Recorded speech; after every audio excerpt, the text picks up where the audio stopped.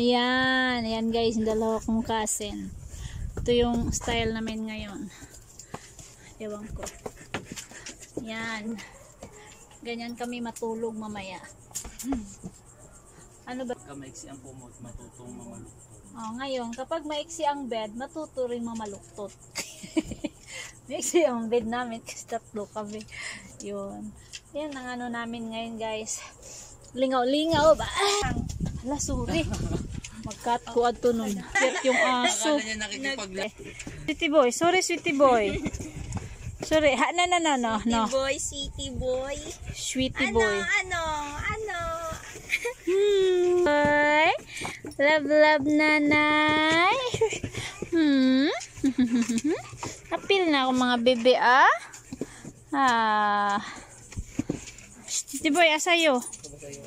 Asayo.